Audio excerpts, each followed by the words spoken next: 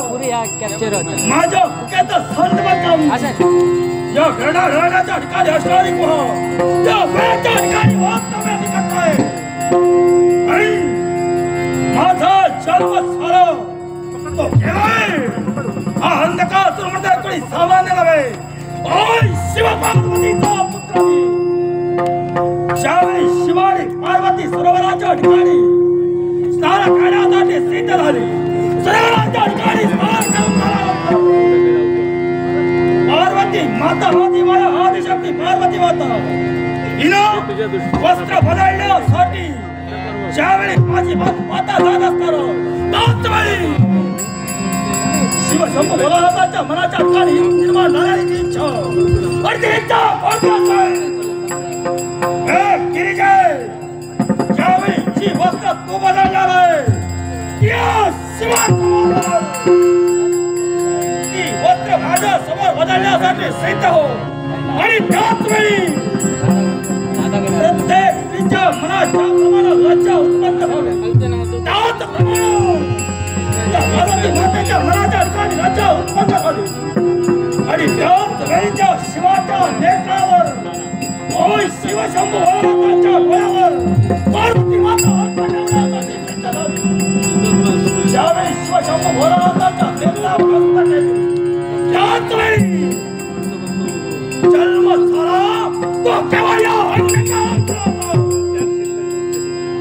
अंधकासुराचा जन्म झाला जन्मताच आंधळ मी निर्माण झालो जन्म होताच करी हे विश्व मी पाहू शकत आणि त्याच वेळी त्रैलोक्य बंद पुरुष ब्रह्मचर्य आहे नारायणपुरीयांचा तिथपर्यंत येणं झालं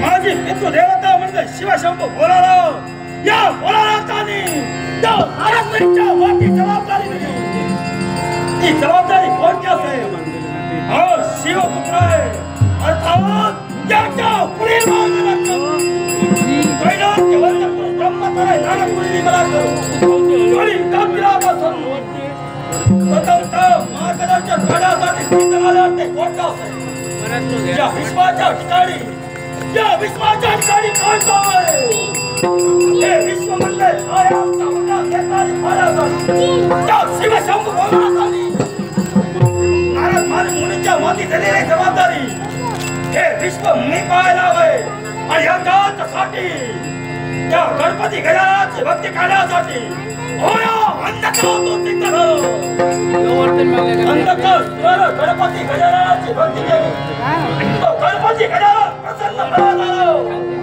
आणि त्याच वेळच्या देवाजवळ मागणं केलं ते कोणतं तो अंधकासुर हे विश्व पाहू शकत नाही अंधकासुराला ओय नेत्रावे तोच वेळच्या गणपती गजानन सर्वताही विलंब करावतो या अंधकासुराला नेत्र देण्यासाठी सिद्ध झाला त्या दिनापासून हा अंधकासुर हे विश्व पाहू लागलं त्याच्यावर समाधान न मानता या अंधकासुराला या विश्वाच्या ठिकाणी अजिंक्य आणि अमरत्वाचं वरदान मी प्राप्त करून घेतलंय या विश्वाच्या ठिकाणी अजिंक्य आणि अमर मिळालंय होय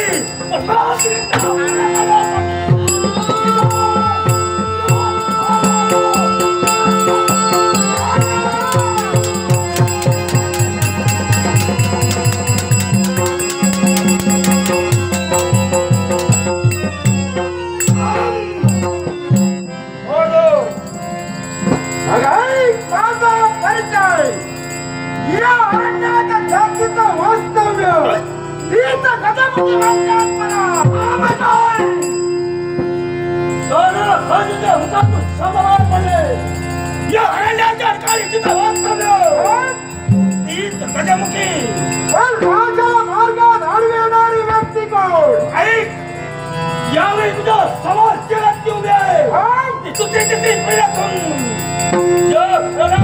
कित्येक वर्ष वास्तव्य करा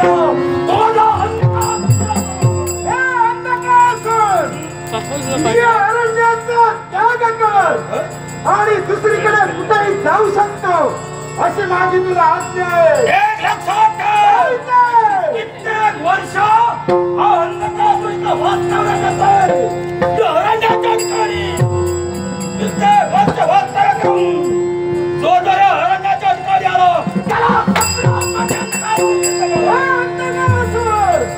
तुझ्या मुखातून मुखाचा बाहेर निघाले.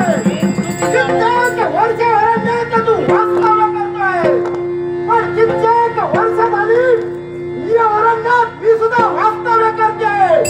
माझ्या दृष्टीकोनात केव्हाही तू आला नाही. एक लक्षात ठेव. माझ्याही मनाच्या ठिकाणी तेच विचार होऊ लागले. कित्येक वर्ष मी वास्तव्य करत होतो. माझ्या दृष्टीच्या पाठीमागे केव्हाही आली नव्हती. संपूर्ण अरण्याच्या ठिकाणी मी भेटणार होती. पण माझ्या दृष्टीकोनात एकदा येणारे म्हणून तुला सांगतोय. आला पावलाने माघारी जा म्हणतोय. केव्हाही नाही. आणि सरकार आतापर्यंत बऱ्याच काळाने त्याला उत्साह केला.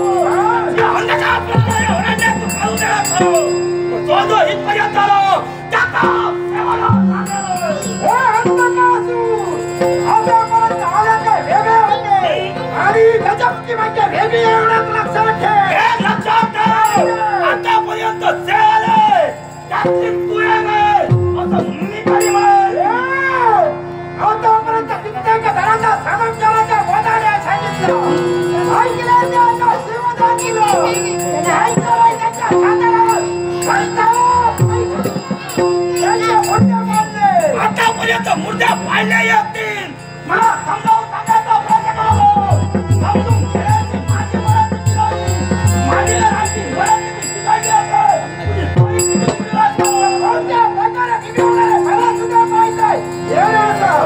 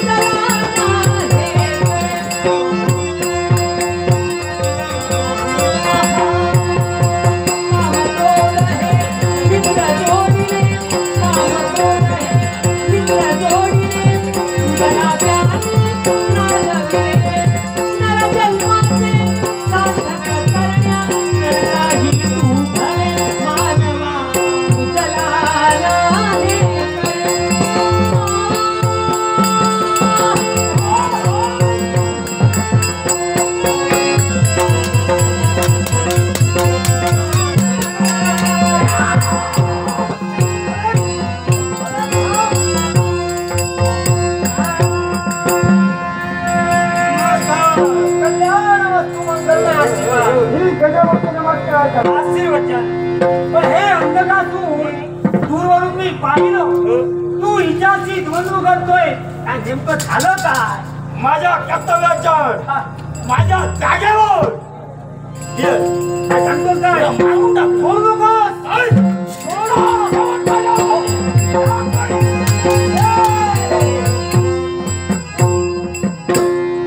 काय उत्तर काय तुझ्या? मला एक सांग. हिच्याशी तू युद्ध करतो आणि कदाचित तुझ्या शस्त्राला ही जर बळी पडली तर तुझा तुझा आदर्श या जगासमोर कायम राहणार. होय ना? हो. चला थांब. असं मी का म्हणालो. मला एक सांगले. या विश्वाच्या खाली आतापर्यंत कोण असा बंधू आहे तो स्वतःच्या बहिणीला मारू शकतो. या विश्वाच्या ठिकाणी असा कुणी नाही तो स्वतःच्या भगिनीचा सेवन करू शकतो. होय ना? पण आपल्या मुखातून शब्द बाहेर पडले. स्वतःच्या बहिणीचा सेवन करू. हो. इथं आणि मला काय संबंध? आणि तू जर तुझ्या बहिणीला मारिलं. तुझ्या बहिणीला तू जर मारिलं तर हे सारे जण तुझ्या पोटावर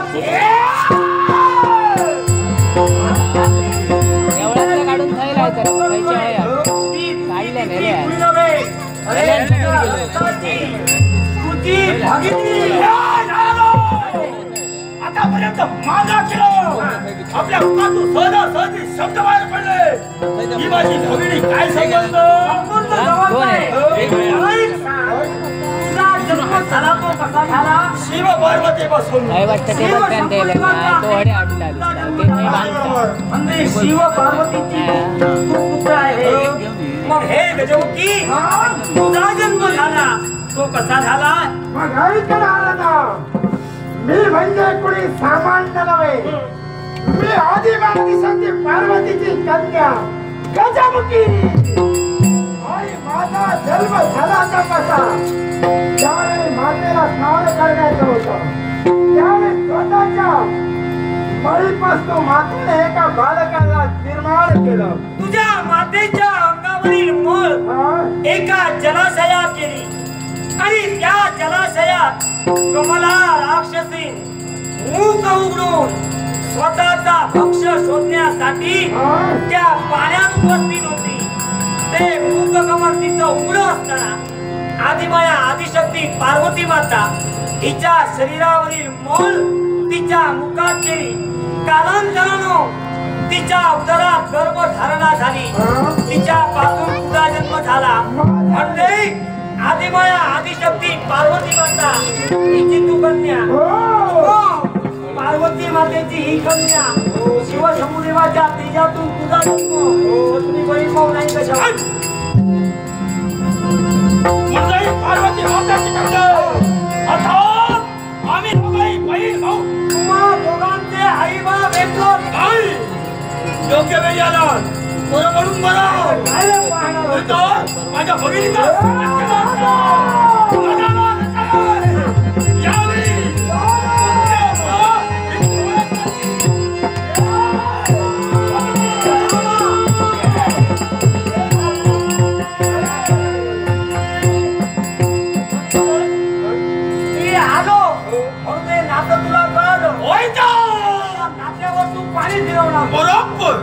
तेव्हा आता तुमची दोघांची एकमेकांची ओळख झाली अरे मग उपयोग काय उपयोग काय अरे तुम्ही भटकी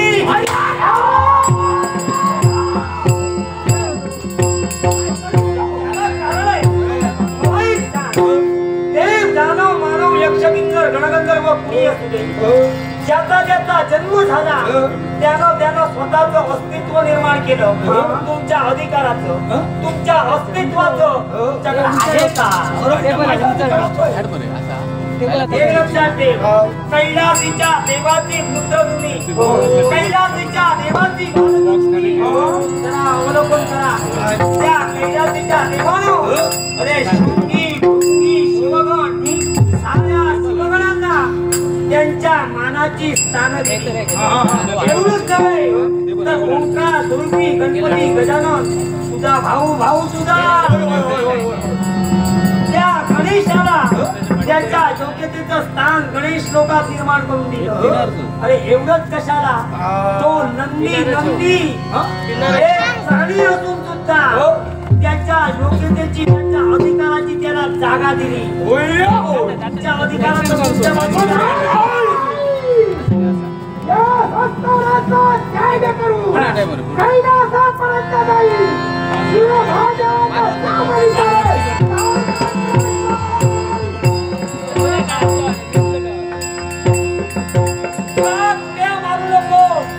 कैलासी जाऊन तुला काही मिळणार नाही तिथं जर गेला आणि तुझ्या अधिकाराचे शब्द तुला तुझी मान मारला तेव्हा मी सांगतो तसं करा तुमच्या अधिकाराचं तुम्हाला जर मिळायला हवं असेल ते देव तुमच्या हाती जर मागायला हवे असतील तुमच्यापाशी आपोआप घ्यायला हवे त्याच्यासाठी असं करा वावरणारे मरत मानव देवतांचे भक्त आहे त्या देवतांच्या भक्तांचा छळ करा त्यांची विटंबना करा जेणेकरून भक्ताच्या रक्षणाकरिता देव येतील तुमच्या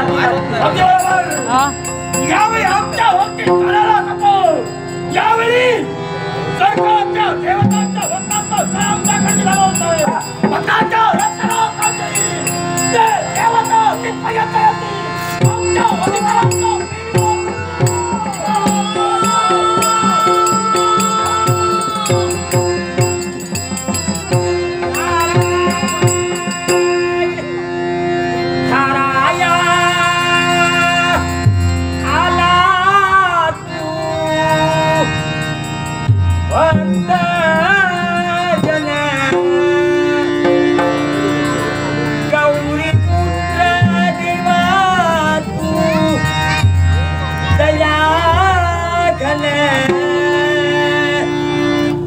प्रथम वंदन तुला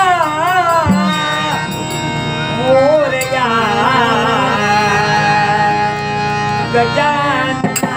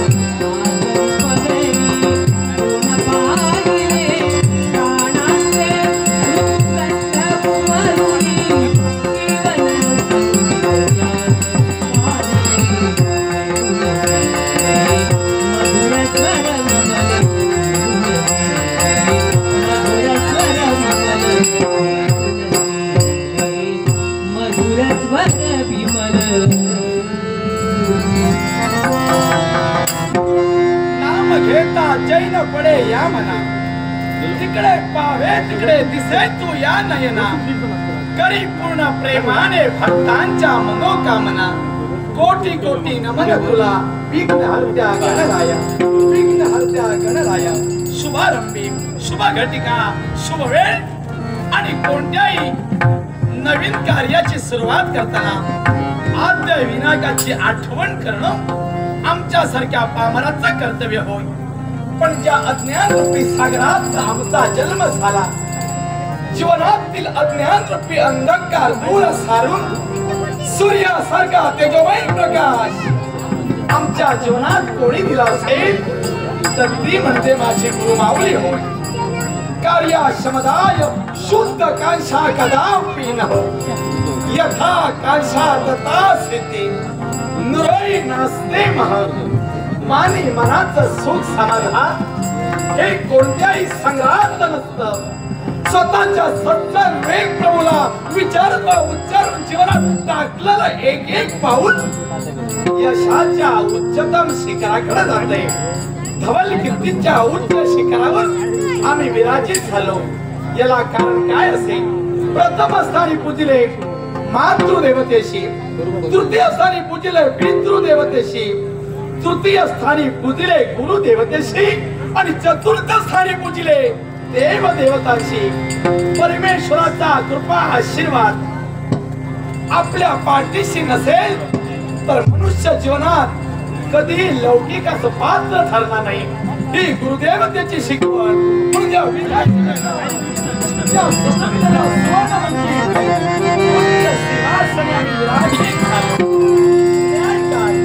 अन्याय काय, धर्म काय, अधर्म काय, कित्येक 12 वर्षाच्या गुरु आश्रमात राजा चंद्र नावानं गिरविले. तर हाताच्या फोडाप्रमाणे गुरुदेवतेचे शब्द, मला गुरु दक्षिणा हवी ती काय, हे चंद्रनाथ मला गुरु दक्षिणा हवी ती काय. तुझं नाव लौकिक, तुझी गुणवत्ता कर्णोपकरणी आमच्या आश्रमापर्यंत येऊ दे.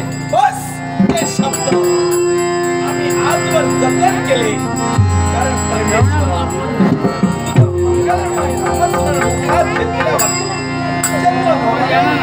दरबाराला कधी सुरुवात केली नाही, कधी सुरुवात केली नाही.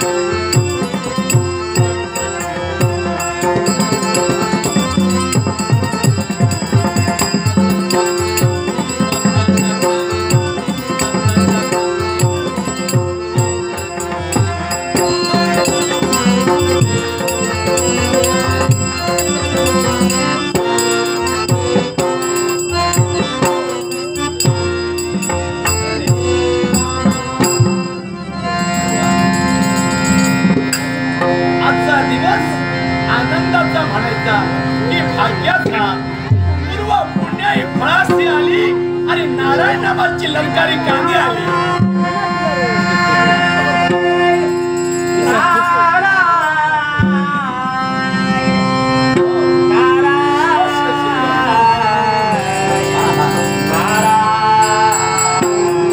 राजा चंद्रनाथ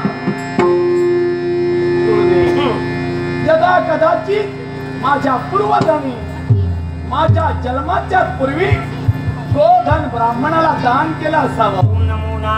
गोरगरीब रोहिताची सेवा केली असावी. ज्याच्यावर संकट आलं त्याचं दुःख आपल्या हाताला टाकीलं नारायण नारायण. कुठंतरी पुण्य माझ्या पाठीशी होतं म्हणून जिवंतपणी स्वर्गातील देवदेवता आज मला मदत हे माझं भाग्य. हे माझं भाग्य. आई ब्रह्म कर्ते यज्ञ जन्म ब्रह्म विना विशारदा विष्णू भक्ती नित्य श्वास.